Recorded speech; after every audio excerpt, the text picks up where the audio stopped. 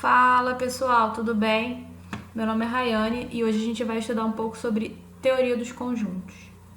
Então, ao final dessa aula, você deverá entender os conceitos de conjunto, subconjunto, saber realizar as principais operações entre conjuntos, igualdade, união, interseção, subtração, complemento, todas que nós vamos abordar aqui. Conhecer as características dos elementos do conjuntos numéricos. O que é natural, o que é inteiro, o que é racional. E a relação de inclusão entre eles. Qual conjunto está contido em qual. E resolver alguns exercícios de interpretação que precisam de operações entre conjuntos e até o diagrama de Venn para solucionar. Então, quais são as primeiras noções de conjunto? Nós temos 3 noções principais, que a gente chama de axioma, que são as noções primitivas. Conjunto, elemento e pertinência. Então você não é possível definir qualquer um dos axiomas sem se remeter aos outros 2. Então vamos ler qual é a definição de conjunto. É a reunião dos elementos que lhe pertencem. Como assim? No conjunto dos números primos positivos, P igual a 2, 3, 5, 7, 11, 13, 17, podemos escrever que 2 pertence a P, pois 2 é elemento de P. 4 não pertence a P, pois 4 não é elemento de P. Ou seja, esse primeiro símbolo aí do 2, esse Ezinho, significa pertence, e o Ezinho com um risco significa não pertence. Se um conjunto não possui nenhum elemento, ele é dito conjunto vazio.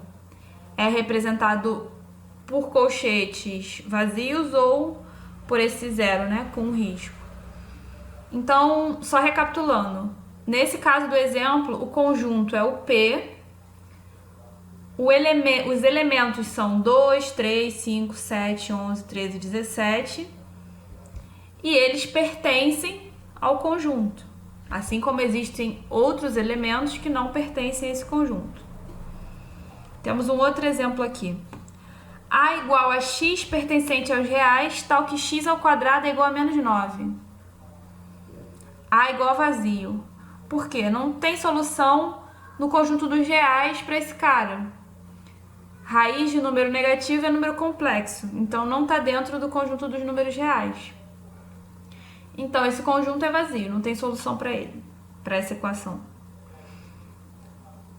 Se o conjunto possui apenas um elemento, ele é dito conjunto unitário. Tranquilo, né? Sei lá, tem um exemplo aqui. X pertencente a reais, tal que 2x igual a 6. A única solução possível para isso aí é x igual a 3. Então, só tem um elemento nesse conjunto. No caso anterior, as soluções eram procuradas dentro do conjunto dos números reais. Por esse motivo, podemos dizer que o conjunto universo do exemplo anterior era o conjunto dos reais. O conjunto universo sempre vai ser o maior conjunto que você está considerando no seu exemplo, no seu exercício, enfim.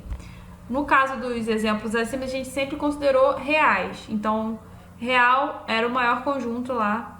A gente vai fazer outros exercícios e outros exemplos, vocês vão conseguir entender isso melhor. Então, o conjunto universo é o conjunto que contém todos os conjuntos em questão.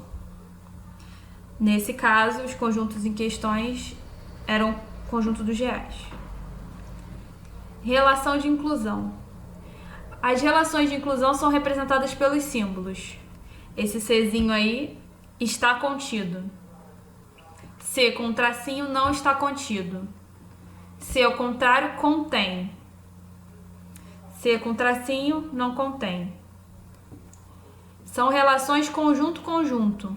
Presta atenção nisso, gente. Eu não posso dizer que um elemento contém... que um conjunto contém um elemento. É só conjunto com conjunto, né? Ao contrário, elemento contém conjunto. Elemento pertence. Conjunto contém. A definição a seguir é aquela ali. A está contido em B se todos os elementos que pertencem ao A pertencerem ao B.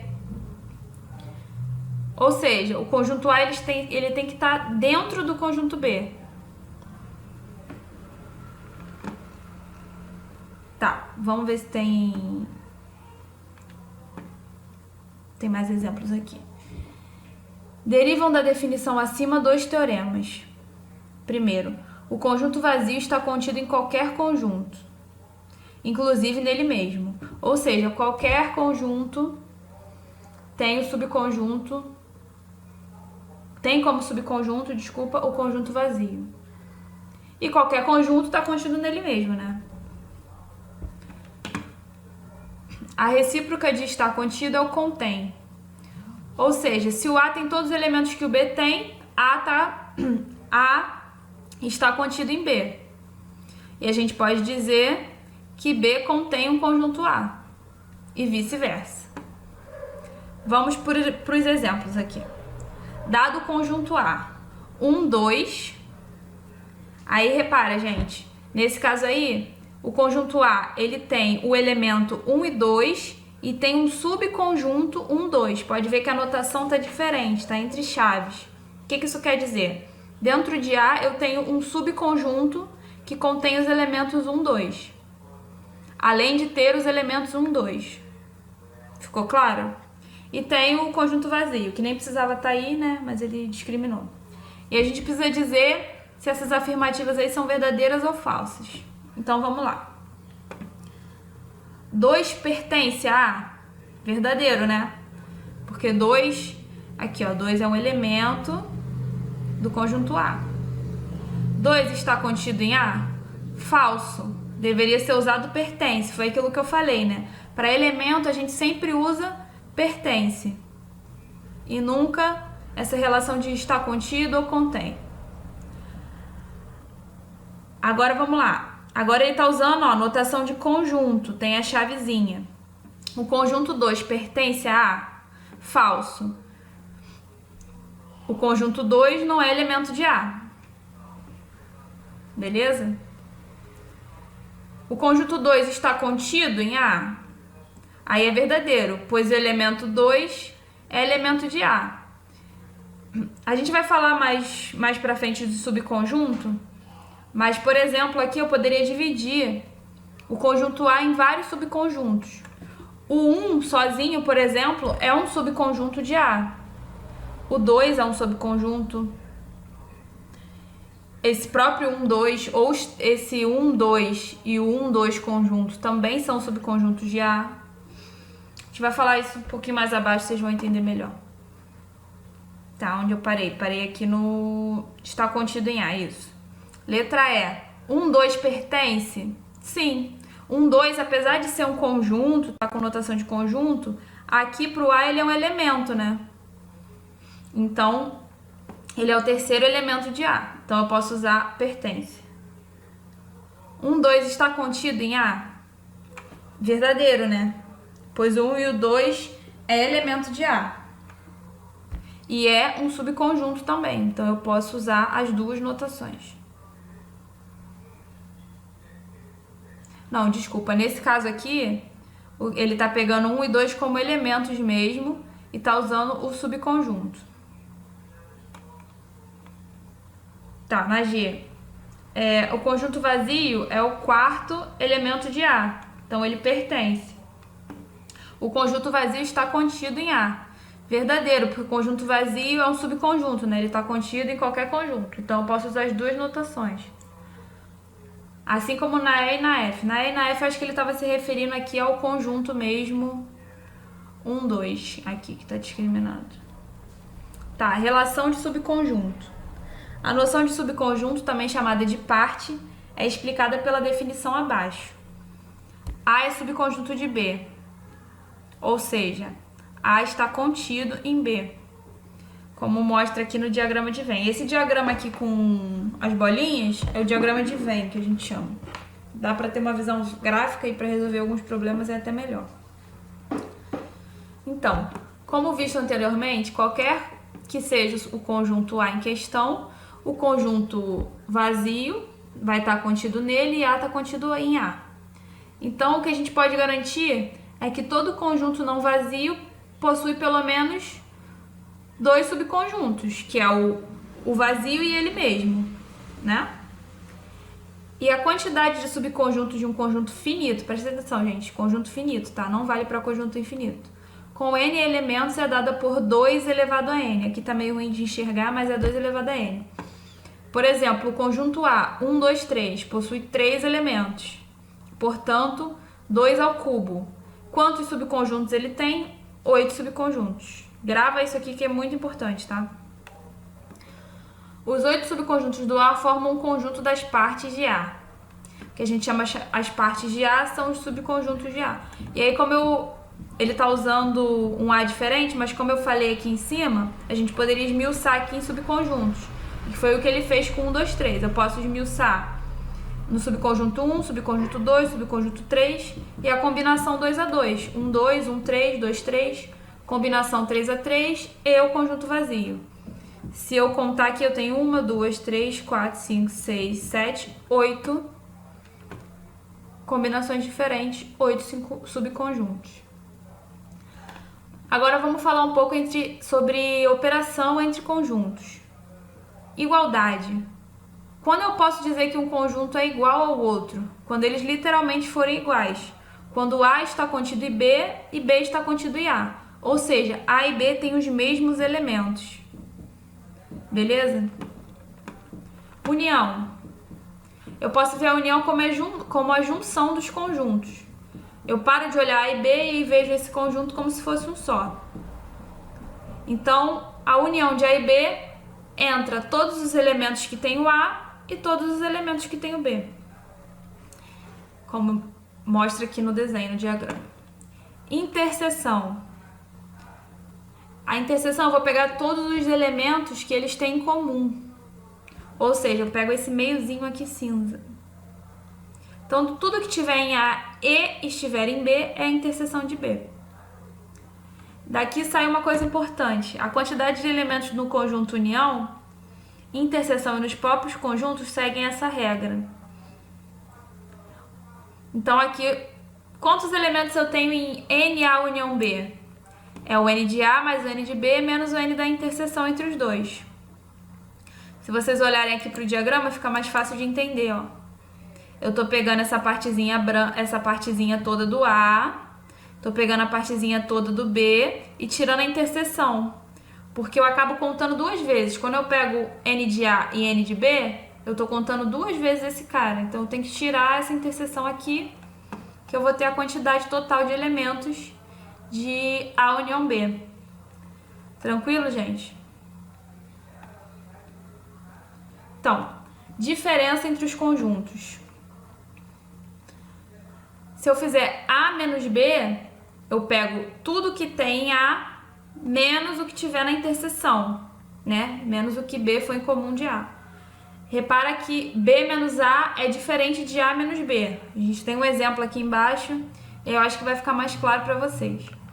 Então, dados A e B, temos A união B. A união B, eu junto todos os elementos que tem A e B. Então, eu vou ter o 1, o 2, 3, 5, 8 e 9, não é isso? Não preciso repetir se estiver em comum. O 8, por exemplo, tem nos dois e eu boto ele uma vez só. A interseção B é o que os dois têm em comum, o que eles têm de igual. 1 tá no B? Não. Então não entra na interseção. O 2 tá no A? Não. O 3 tá no B? Não. O que a gente tem em comum aí é o 5 e o 8. O 9 tá no B, mas não tá no A, então não entra. Então a interseção é 5, 8. A menos B. Tudo que eu tenho em A menos o que eu tenho em B. O que eu tenho em A? 1, 3, 5, 8. Desse 1, 3, 5, 8, o que tá no B? O 5 e o 8. Então, eu tenho que tirar o que tá no B, né? Então, vai ficar 1 e 3. Se eu fizer B menos A, o B é 2, 5, 8, 9. Aí, eu vou ter que tirar o que tem em A. O que tem em A? 5 e 8. Então, fica 2 e 9. Tranquilo até aí, pessoal? Espero que essa é a primeira aula. É meio estranho falar sem público, mas eu espero que vocês estejam entendendo. E, assim, a qualquer momento esse vídeo vai ficar gravado. Vocês podem repetir, pausar, vir tirar dúvida comigo no WhatsApp, mandar e-mail. tá? Tudo é muito experimental. Então vamos falar sobre complementar. Até tem uma colinha aqui, o que falta na união. Vamos entender isso. O complementar é um caso especial de diferença, utilizada somente quando um dos conjuntos está contido no outro. Ou seja, eu só posso falar de complementar, só faz sentido eu falar de complementar se um conjunto estiver contido no outro, tá? Então, B menos A vai se tornar o complementar, porque aqui nesse exemplo a gente fez B menos A, só que os conjuntos, eles não eram um completamente contido no outro, entendeu? Eles tinham só uma interseçãozinha. Quando eles são contidos, o B menos A acaba virando esse complementar, que é essa notação aqui, C, que a gente chama de complementar de B em relação a A, de A em relação a B, desculpa. Aqui, lê esse complementar de A em relação a B. Em resumo, são os elementos que faltam ao conjunto A para que este se torne igual ao conjunto B. É a mesma coisa que a gente fez aqui. B menos A, só que um está contido no outro. Tranquilo? Aqui tem uma observação. Quando se procura o complementar de um conjunto A em relação ao conjunto universo, outras notações também são aceitas. CUA, CA, A barra, A linha, tá? É tudo que não tem no A, no caso, tem no universo. Então, nesse caso aqui, o complementar de A em relação a B seria essa parte laranja, né? B menos o A. Tranquilo? Agora vamos falar, a gente vai voltar, tá, em conjuntos numéricos na próxima aula, mas vamos dar uma pincelada rápida aqui. Então, segundo Leopold Kronecker, não sei pronunciar esse nome direito, matemático alemão do século XIX, Deus criou apenas os números naturais e todos os demais números foram criados pelos homens. De fato, os primeiros números que surgem são utilizados com a intenção de quantificar coisas e animais. Daí a denominação de números naturais. Então, os números naturais foram os primeiros. Quais são os números naturais? 0, 1, 2, 3, 4, 5, 6, 7, 8, infinitos. E tem essa notação aqui de asterístico que tira o zero do conjunto, ou seja, N asterístico nós sabemos que são os naturais não nulos. Números inteiros. Aí a gente começa a crescer, né, no nosso universo. Os números inteiros, eles vieram quando começou a operação de subtração. Por exemplo, os números negativos, né? Se você for pensar, eu fui comprar um arroz e o arroz custava 3, eu tinha 2. Então eu fiquei devendo R$1 lá na vendinha. Como é que a gente ia botar isso no papel? Por isso que foram criados números negativos, né? E a gente chama o conjunto dos inteiros, que vai do menos infinito até o mais infinito. E aí no exemplo tá demonstrando menos 3, menos 2, menos 1, 0, 1, 2, 3. Quando a gente bota esse asterístico, igual nos naturais, a gente está dizendo que eles são os inteiros não nulos. Com essa notação de mais, a gente tira os negativos. E aí o nome fica inteiros não negativos. Se tiver o mais e o asterístico, são inteiros positivos. Isso aí é só nomenclatura, tá? Com o sinal negativo aqui, são os inteiros não positivos. Negativo com asterístico, inteiros negativos. Beleza, pessoal? E os racionais? Depois a gente precisou dividir, né?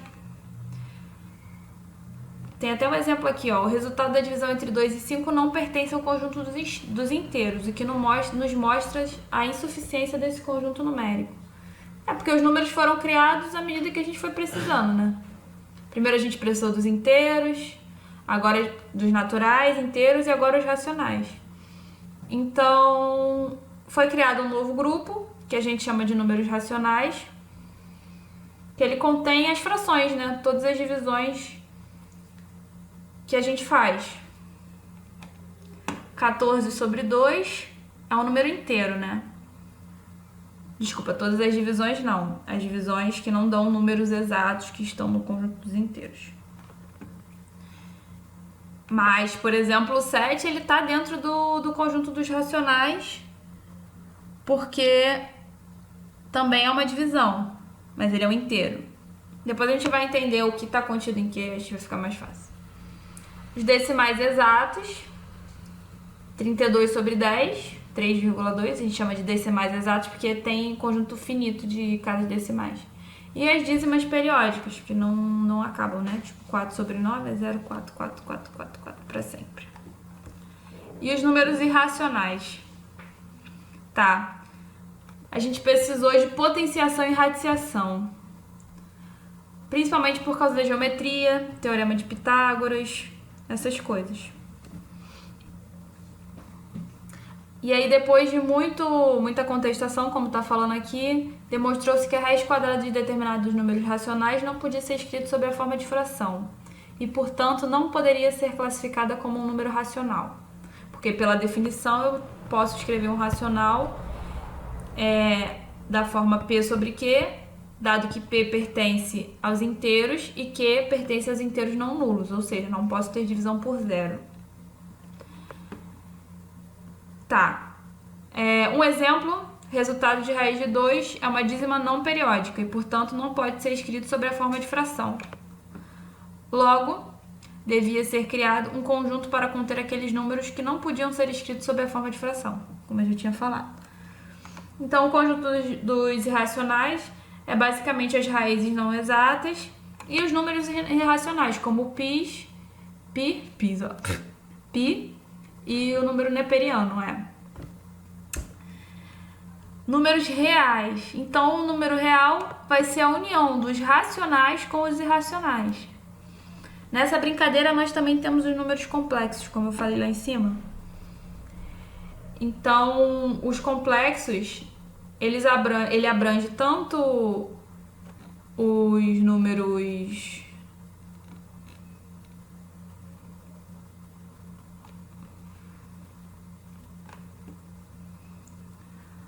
tanto os números reais quanto os números imaginários. Então, por exemplo, se você fizer uma raiz negativa, a gente chama isso de... Na verdade, mais à frente a gente vai ver números complexos, mas já adiantando, raiz de menos 1 é igual a i. Tá? E essa parte seria a parte complexa. Então, raízes negativas, basicamente, entram aqui no conjunto dos complexos. Aqui tem um diagrama, né, da relação de inclusão para vocês entenderem como é que funciona. Então, o mais abrangente de todos aqui é o conjunto dos reais, né? Seria o nosso conjunto universo.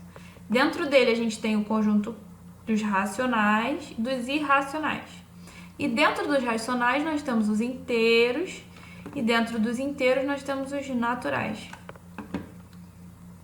Dessa forma, são verdadeiras as relações abaixo, frequentemente cobradas em questões tipo classificar em VOF.